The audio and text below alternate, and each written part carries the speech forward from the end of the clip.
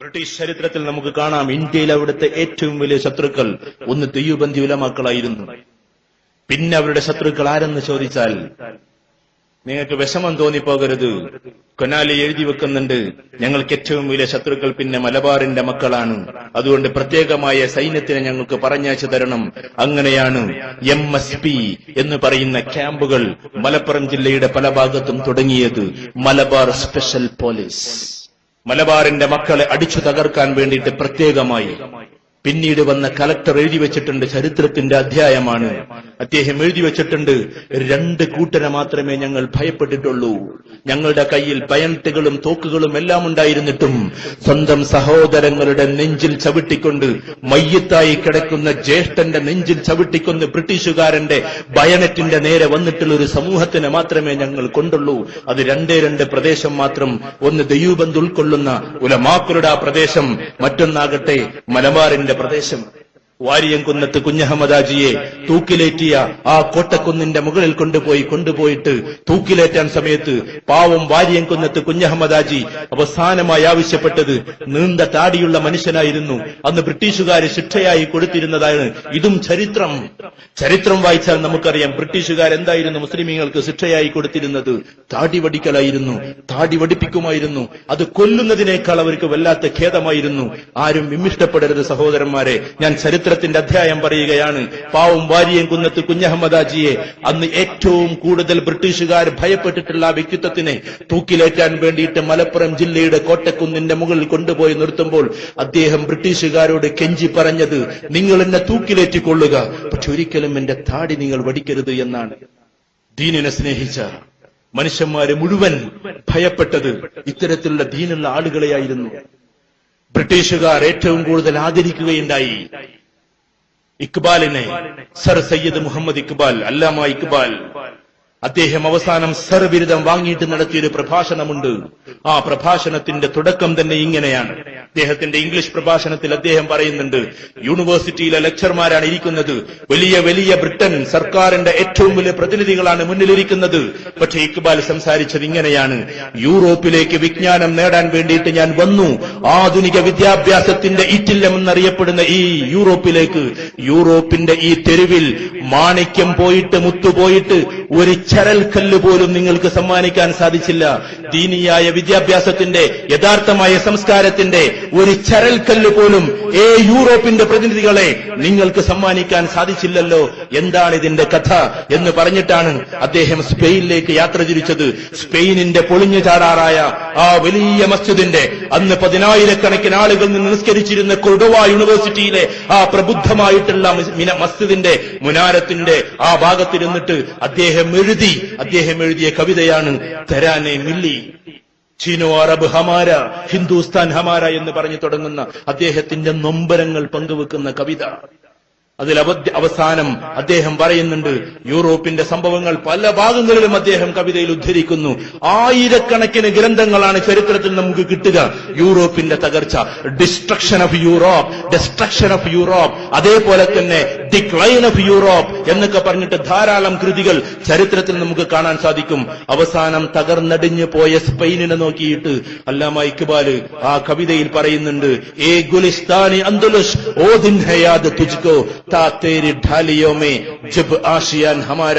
ഇപ്പോഴും നിന്റെ ചില്ലകളിൽ കൂടുവെച്ച ആ ദിനത്തെക്കുറിച്ച് നിനക്കോർമ്മയില്ലേ സ്പെയിൻ പൂങ്കാവനമേ? ഞങ്ങൾ മുസ്ലിം സമൂഹം വന്നിട്ട് സംസ്കാരത്തിന്റെ രീതിയിൽ നിന്റെ ചില്ലകളിൽ വെച്ച് കൂടുവെച്ചത് നിനക്കോർമ്മയില്ലേ? മൂജ് തജ്ല ദൂബി പെഹ്ചാനയേ ഹംകോ അബ് തക് ഹെ തേരി ദരിയ അഫ്സാന ഖ്വാ ഹമാര. സംസ്കാരങ്ങളുടെ മുഴുവൻ ഈറ്റില്ലമെന്നറിയപ്പെടുന്ന, ചരിത്രം പഠിച്ചാൽ യൂഫ്രട്ടീസ് നദിയെപ്പോലെ, ടൈഗ്രീസ് നദിയെപ്പോലെ ലോകത്തിലെ സാംസ്കാരികപരമായി ഏറ്റവും നവോത്ഥാന പ്രക്രിയ നടത്തിയ 2 പുഴകളെ നമുക്ക് കണ്ടെത്താൻ കഴിയുകയില്ല. ലോകത്തിൽ അങ്ങനെ ചരിത്രത്തിൽ ഏറ്റവും വലിയ വ്യാഖ്യാനമുള്ള നൈൽ നദി പോലെ ഏറ്റവും വലിയ വ്യാഖ്യാനമുള്ള 2 നദികളാണ്. ഒന്ന് ടൈഗ്രീസും മറ്റൊന്ന് യൂഫ്രട്ടീസും. അതിനെ വിളിച്ചിട്ടാണ് ചോദിക്കുന്നത്, ഗുലിസ്ഥാനെ അന്ദുലുസ് ഓ ദിൻ ഹയാദ് തുജ്കോ താത്തേരി ഢാലിയോ മേ ജബ് ആഷിയാൻ ഹമാര. എന്നിട്ട് അദ്ദേഹം പറയാണ്, മൂജ് ദജ്ല തൂബി, ദജ്ലയുടെ യൂഫ്രട്ടീസിന്റെ തിരമാലകളെ अब पहचाने ए है हमको अब तक है तेरी दरिया अफसाന ഖ്വാ ഹമാര. ഇന്നും നിന്റെ നദികൾ ഒഴുകിക്കൊണ്ടിരിക്കുന്നത്, നൂറ്റാണ്ടുകൾക്ക് ശേഷവും നിന്റെ പുഴ ഒഴുകിക്കൊണ്ടിരിക്കുന്നത് ഞങ്ങൾ മുസ്ലിമീങ്ങളുടെ കഥ പറഞ്ഞുകൊണ്ടല്ലയോ? യൂറോപ്പേ, നിന്നെ തുണിയുടുക്കാൻ പഠിപ്പിച്ചത്, നിന്നെ സംസ്കാരം പഠിപ്പിച്ചത് ഞങ്ങൾ മുസ്ലിമീങ്ങളല്ലയോ? കാട്ടാളന്മാരെ പോലെ നടന്നിരുന്ന യൂറോപ്യൻ ജനതയെ നിങ്ങളെ വസ്ത്രമുടിപ്പിച്ചത് ഞങ്ങളല്ലയോ? കാട്ടാളനെ പോലെ ജീവിച്ചിരുന്ന യൂറോപ്പിന്റെ സന്തതികളെ നിങ്ങൾക്ക് എങ്ങനെയാണ് മനുഷ്യനാകേണ്ടത് എന്ന് പഠിപ്പിച്ചത് ഖുർത്തുബ യൂണിവേഴ്സിറ്റിയിൽ വെച്ചല്ലയോ എന്നൊക്കെ പറഞ്ഞിട്ട് ധാരാളം കവിതകളിൽ ചിന്നി കിടക്കുന്ന അദ്ദേഹത്തിന്റെ വരികൾ, മൗലാന അബുൽ ഹസൻ നദ്വി സാഹിബിന്റെ താരീഖിന്റെ ഗ്രന്ഥങ്ങൾ, ഇതേപോലെ തന്നെ മൗലാന മുഹമ്മദ് അലി ജൗഹറിനെ പോലെയുള്ള ആളുകളുടെ പ്രഭാഷണത്തിന്റെ മിന്നലാട്ടങ്ങൾ എല്ലാം നടക്കുന്നത് ഈ യൂറോപ്പിനെ പറഞ്ഞുകൊണ്ടാണ്. യൂറോപ്പിൽ നിന്നൊരു ചരൽക്കല്ല് പോലും വാരിയെടുക്കാൻ ഞങ്ങൾക്കായില്ല. മൗലാന മുഹമ്മദ് അലി ജൗഹർ ആരാണ്? മൗലാന മുഹമ്മദ് അലി ജൗഹറിനെ വെറും ഒരു പാരഗ്രാഫിൽ ഒതുക്കിയില്ലേ നമ്മൾ? വെറും ഒരു പാരഗ്രാഫിൽ. മൗലാന മുഹമ്മദ് അലി ജൗഹർ ഹാഫിളായിരുന്നു, ആലിമായിരുന്നു, പൂർണ്ണമായ സുന്നത്തനുസരിച്ച് ജീവിച്ചിരുന്ന മനുഷ്യരായിരുന്നു. പാവം ഉമ്മയാണ് അദ്ദേഹത്തിനെ വല്ലാണ്ട് വളർത്തി വലുതാക്കിയത്. വാപ്പയില്ലാതെ ജീവിച്ച മക്കളെ ഷൗക്കത്ത് അലിയെയും മുഹമ്മദ് അലിയെയും കുറച്ചു കഴിഞ്ഞപ്പോൾ പിതാവ് മരണപ്പെട്ടു പോകുന്നുണ്ട്. അവരെ കണ്ണോട് ചേർത്ത് കാതോട് ചേർത്ത് സ്വന്തം കരളെന്ന പോലെ പാവം ബീഗം വളർത്തിയെടുക്കുകയുണ്ടായി ഉമ്മ. ആ ഉമ്മ അവസാനം യൂറോപ്പിലേക്ക് പറഞ്ഞയക്കുകയാണ് മൗലാന മുഹമ്മദ് അലി ജൗഹറിനെ. മൗലാനയായ ജൗഹറിനെ യൂറോപ്പ് ആദരിക്കുന്ന ഏറ്റവും വലിയ ഈറ്റില്ലമായ ലണ്ടനിലേക്ക്, ലണ്ടനിലെ ഓക്സ്ഫോർഡ് യൂണിവേഴ്സിറ്റിയിൽ തന്നെ ഏറ്റവും പ്രഭാതമായ കോഴ്സായിട്ടുള്ള, ഏറ്റവും ഉന്നതമായ കോഴ്സായിട്ടുള്ള ലോ എന്ന് പറയുന്ന നിയമ പഠനത്തിന് വേണ്ടി ഉമ്മ വിടുകയാണ്. എന്തിനാണ്? അഡ്വക്കറ്റായിട്ട് പൈസ വാങ്ങാനല്ല, ലോകത്തിന്റെ മുമ്പിൽ ഞാൻ കേമനായ അഡ്വക്കറ്റാണെന്ന് പറയാനല്ല. അന്നാകെ 5 കുടുംബത്തിലെ ആളുകൾ മാത്രമേ യൂറോപ്പിലേക്ക് പഠിക്കാൻ പോകാറുള്ളൂ. അവർക്ക് അതിന് സാധിക്കുമായിരുന്നുള്ളൂ. ഒന്ന് ഗാന്ധി കുടുംബം, മറ്റൊന്ന് നെഹ്റു കുടുംബം, പിന്നൊന്ന് ഠാക്കൂർ കുടുംബം, പിന്നൊന്ന് ഖാൻ കുടുംബം, പിന്നൊന്ന് പട്ടാൻസ് കുടുംബം. ഈ 5 കുടുംബത്തിലെ ആളുകൾക്ക് മാത്രം പഠിക്കാൻ സമയമുണ്ടായിരുന്ന, സന്ദർഭമുണ്ടായിരുന്ന ലോകത്തിലെ ഏറ്റവും വലിയ യൂണിവേഴ്സിറ്റി. ആ യൂണിവേഴ്സിറ്റിയിലേക്ക് പോയ വ്യക്തിയാണ് മൗലാന മുഹമ്മദ് അലി ജൗഹർ. പോകുന്ന സമയത്ത് ഉമ്മ ഒരു കർച്ചീഫ് കൊടുക്കുകയാണ്.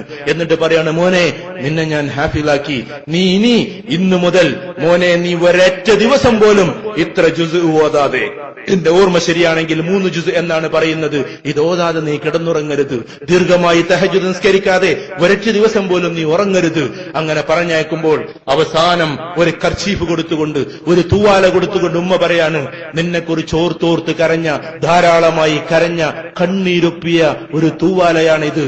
അതുകൊണ്ട് എപ്പോഴെങ്കിലും ഈ ഉമ്മയെ ഓർക്കണമെന്ന് നിനക്ക് മോഹമുണ്ടെങ്കിൽ, ആഗ്രഹമുണ്ടെങ്കിൽ നീ തൂവാല എടുത്തൊന്ന് മൂക്കത്ത് വാസനിച്ചാൽ മതി, ഒന്ന് വെച്ചാൽ മതി. എന്റെ കണ്ണുനീരിന്റെ ഗന്ധം നീ അറിയും.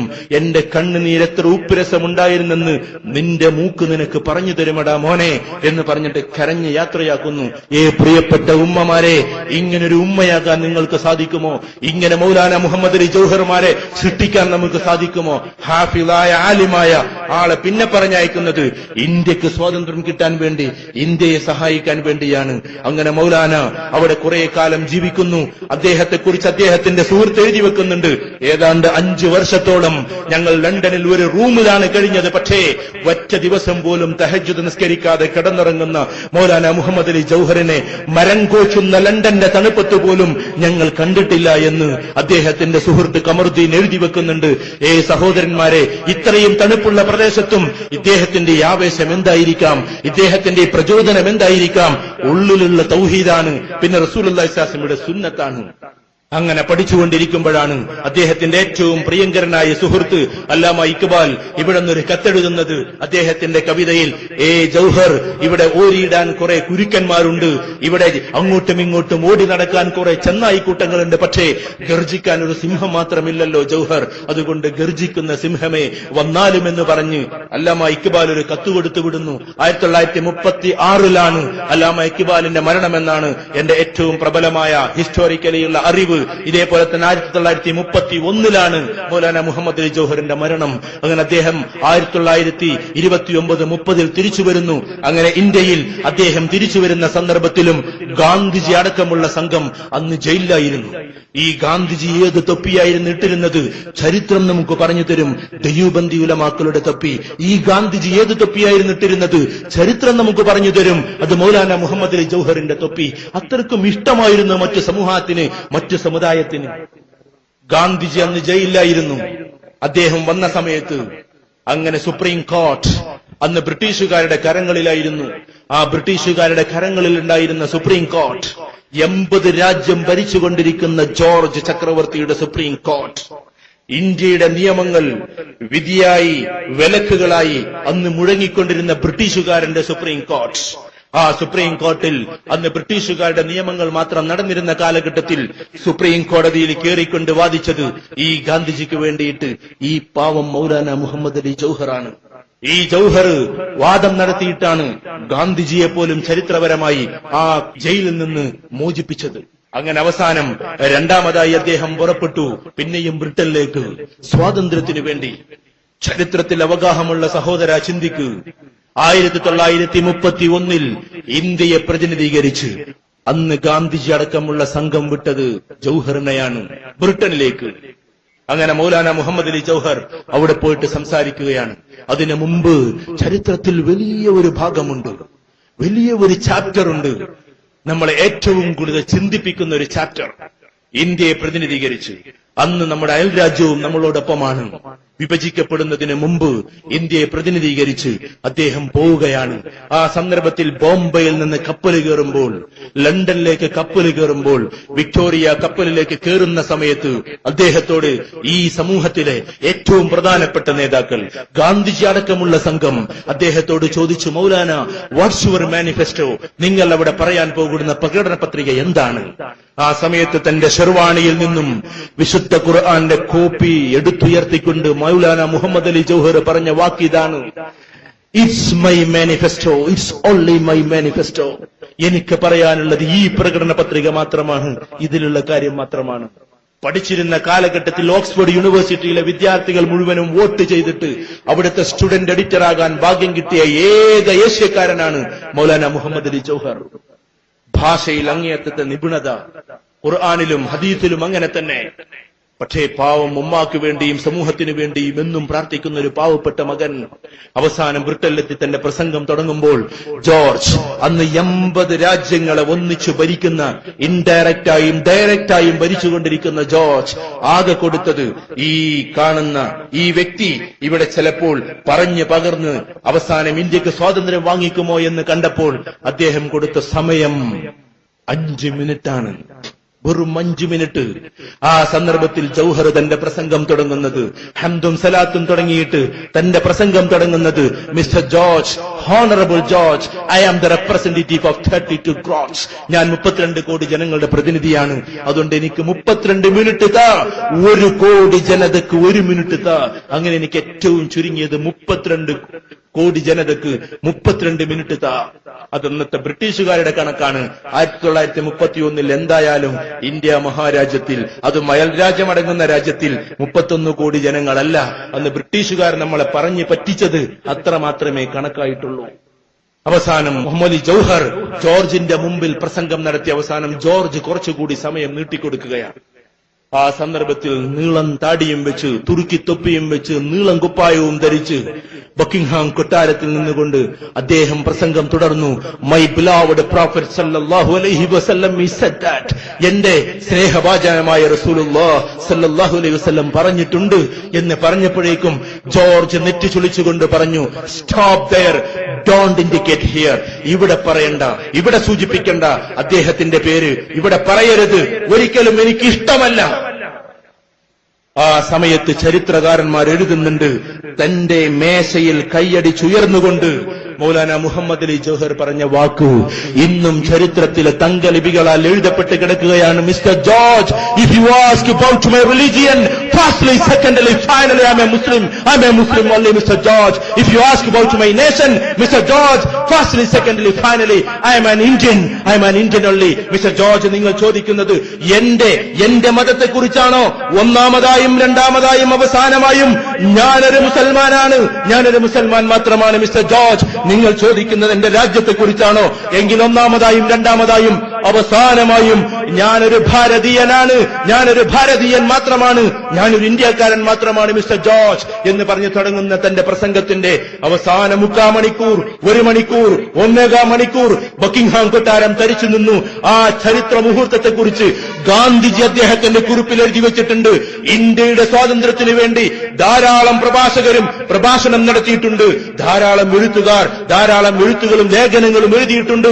പക്ഷേ എന്റെ ജൗഹറിനെ പോലെ, എന്റെ മൗലാനയെ പോലെ ഒരാൾ പോലും ഇന്ത്യക്ക് വേണ്ടി സംസാരിച്ചിട്ടില്ല എന്ന് ഗാന്ധിജി പോലും കുറിച്ചു വെച്ചെങ്കിൽ എന്തായിരിക്കാം ആ പ്രസംഗം?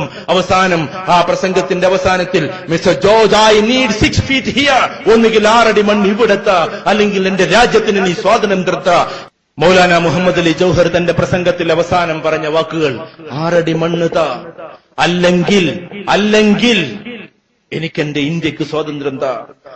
കേട്ട് നിന്ന് ബക്കിംഗ്ഹാം കൊട്ടാരം തരിച്ചു നിന്ന സമയം അവിടെ കുഴഞ്ഞു വീഴുകയും അവസാനം ഓക്സ്ഫോർഡ് യൂണിവേഴ്സിറ്റിയുടെ ആശുപത്രിയിലേക്ക് മാറ്റുകയും അവിടെ വെച്ച് അദ്ദേഹം വസിയത്തുകൾ എഴുതുകയും ആശുപത്രിയിൽ വെച്ചിട്ട് അദ്ദേഹം തെൻഹായി എന്നറിയപ്പെടുന്ന ഒരു കവിത എഴുതുകയും ആ കവിതയിൽ അദ്ദേഹം പറയുന്നുണ്ട്, ഞാനന്ന് കണ്ണടക്കുമ്പോഴേക്ക് ചിലപ്പോൾ എന്റെ റസൂലുള്ളാഹി സ്വല്ലല്ലാഹു അലൈഹി വസല്ലം ഉറക്കത്തിൽ കടന്നു വരുന്നു. ഹദീസ് പ്രകാരം എന്തായിരുന്നു രൂപമെന്നും എന്തായിരുന്നു കോലമെന്നും എന്തായിരുന്നു ഭാവമെന്നും നന്നായിട്ട് അറിയുന്ന മൗലാന മുഹമ്മദ് അലി ജൗഹറാണ് പറയുന്നത്. എന്റെ ഉറക്കത്തിലേക്ക് റസൂലുള്ളാഹി സ്വല്ലല്ലാഹു അലൈഹി വസല്ലം കടന്നു വരുന്നു. എന്തുകൊണ്ടാണ് കടന്നു വരുന്നത് എന്ന് ഞാൻ ഒരുപാട് ആലോചിച്ചു നോക്കി, ഒരുപാട് ചിന്തിച്ചു നോക്കി. അവസാനം എനിക്കൊരു ഉത്തരം കിട്ടി. എന്റെ ഉമ്മ എന്നെ ചെറുപ്പം മുതലേ സുന്നത്തനുസരിച്ച് ജീവിപ്പിച്ചതിന്റെ ഒരു മിന്നലാട്ടമാണ് ഞാൻ ഈ കാണുന്നത് എന്ന്. ഇതെന്റെ പ്രത്യേകതയല്ല, ഇതെന്റെ ഉമ്മയുടെ പ്രത്യേകതയാണ് എന്ന് അദ്ദേഹത്തിന്റെ കവിതയിൽ ശകലത്തിൽ എഴുതി വെക്കുന്നുണ്ട്. സഹോദരന്മാരെ, മൗലാന മുഹമ്മദ് അലി ജൗഹർ അവസാനത്തെ വസിയത്ത് പ്രകാരം അദ്ദേഹം പറഞ്ഞു, അദ്ദേഹം അവസാനം ഇംഗ്ലീഷിലും എഴുതി, they are waiting for me, അവരെന്നെ കാത്തിരിക്കുകയാണ്. പാവം ഇന്ത്യയുടെ ജനത, ഇന്ത്യയുടെ മുസ്ലിങ്ങൾ, ഇന്ത്യയുടെ ഹൈന്ദവർ, ഇന്ത്യയിലെ ക്രിസ്ത്യാനികൾ, ഇന്ത്യയിലെ മറ്റ് ജാതിക്കാർ എല്ലാവരും എന്നെ കാത്തിരിക്കുകയാണ്. ഇന്ത്യയുടെ സ്വാതന്ത്ര്യം തേടി വന്നിട്ടുള്ള ഞാൻ തിരിച്ചതും കൊണ്ട് പോകുന്നതും കാത്തവര് കാത്തിരിക്കുകയാണ്. അതുകൊണ്ട് എനിക്ക് സ്വാതന്ത്ര്യമില്ലാത്ത നാട്ടിലേക്ക് പ്രത്യേകിച്ച് ഞാൻ മരിക്കുകയാണെങ്കിൽ എന്റെ മയ്യത്തിനെ കൊണ്ടുപോകരുത്. അങ്ങനെയെങ്കിൽ എന്റെ മയ്യത്തിനെ കഫൻ ചെയ്യാനും എന്റെ മയ്യത്തിനെ അടക്കം ചെയ്യപ്പെടാനും ഞാൻ ആഗ്രഹിക്കുന്നത് ബൈത്തുൽ മുഖദ്ദസാണ്. പ്രവാചകന്മാരാൽ അടക്കം ചെയ്യപ്പെട്ട, അല്ലെ പ്രവാചകന്മാരെ അടക്കം ചെയ്യപ്പെട്ട ബൈത്തുൽ മുഖദ്ദസിൽ അടക്കം ചെയ്യപ്പെടണമെന്ന് ഞാൻ ആഗ്രഹിക്കുന്നു. അങ്ങനെയാണ് വഴിക്ക് വെച്ച് മരണപ്പെട്ടതും ബൈത്തുൽ മുഖദ്ദസിൽ അദ്ദേഹത്തിന്റെ ഖബർഗേഹം ഒരുക്കിയതും. ചരിത്രത്തിന്റെ വ്യാഖ്യാന പ്രകാരം അവിടെ ഇന്നും മൂസ അലൈഹി സ്വലാത്തു വസ്സലാമും സുലൈമാൻ നബി അലൈഹി സ്വലാത്തു വസ്സലാമയും ഒക്കെ വഫാത്തായി അവിടെയാണ് അടക്കം ചെയ്യപ്പെട്ടത് എന്ന അതേ ഏരിയയിൽ തന്നെയാണ് മൗലാന മുഹമ്മദ് അലി ജൗഹറിനെയും അടക്കം ചെയ്യപ്പെട്ടത്. അന്ന് ചരിത്രകാരന്മാർ ഫലകത്തിൽ എഴുതി വെച്ചു, ജൗഹറിനെ അടക്കം ചെയ്ത അന്ന് ഫലകത്തിൽ here was buried mister Maulana Mohammad Ali Jauhar is the gems of the history of India. India ചരിത്രത്തിന്റെ രത്നമെന്നറിയപ്പെടുന്ന മൗലാന മുഹമ്മദ് അലി ജൗഹറിനെ ഇവിടെയാണ് അടക്കം ചെയ്യപ്പെട്ടിട്ടുള്ളത്. സഹോദരന്മാരെ, സഹോദരിമാരെ, ഇത്ര നീട്ടിപ്പരത്തി മൗലാന മുഹമ്മദ് അലി ജൗഹറിന്റെ ഈ കഥ പറഞ്ഞത് എന്തിനാണ്? ആധുനിക വിദ്യാഭ്യാസത്തിന്റെ ഏറ്റവും വലിയ കേദാരമെന്നറിയപ്പെടുന്ന ഓക്സ്ഫോർഡ് യൂണിവേഴ്സിറ്റിയിൽ പോയി പഠിക്കാൻ ഭാഗ്യം കിട്ടിയ വിദ്യാർത്ഥി അവസാനം വരെ നടന്നത് ഈ ഖുർആൻ അധിഷ്ഠിതമായിട്ടാണ്. അദ്ദേഹം തന്നെ പറയുന്നുണ്ട്, എനിക്കൊരിക്കലും ആ വിദ്യാഭ്യാസം ഉപകരിച്ചില്ല, ആ വിദ്യാഭ്യാസത്തിൽ എന്തിരിക്കുന്നു എന്ന്. ഇങ്ങനെ ഒരു കനൽപദം പോലെ നമ്മുടെ മക്കളെയും ആക്കാൻ നമ്മൾ ആഗ്രഹിക്കണം. മൗലാന അബുൽ ഹസൻ അലി നദ്വി സാഹിബിനെ ഓക്സ്ഫോർഡിലെ ചെയർ വന്നിട്ട് നേരിട്ടിട്ട് ക്ഷണിച്ചു പോവുകയാണ്, ഞങ്ങൾ ഇസ്ലാമിക് ചെയർ തുടങ്ങിയിട്ടുണ്ട്, ലോകത്തിലെ ആളുകൾക്ക് വന്ന് പഠിക്കാൻ, അതുകൊണ്ട് നിങ്ങൾ അതിന്റെ ചെയറാകണമെന്ന് പറഞ്ഞ് റായി ബറേലിയിലെ പാവം കുടിലിൽ വന്നിട്ട്, വിളക്ക് മാത്രം കത്തുന്ന കരണ്ടില്ലാത്ത കുടിയിൽ വന്നിട്ട് മൗലാന അബുൽ ഹസൻ അലി നദ്വി സാഹിബിന്റെ വീട്ടിലേക്ക് ലോക പ്രശസ്തമായ യൂണിവേഴ്സിറ്റിയിലെ ഏറ്റവും വലിയ അമരക്കാരൻ കടന്നു വന്നെങ്കിൽ, സഹോദര, ദീനുള്ളവർക്കും ദീനിന്റെ വിജ്ഞാനമുള്ളവർക്കും എത്ര വലിയ മഹത്വമാണ് അള്ളാഹു വെച്ചിട്ടുള്ളത്.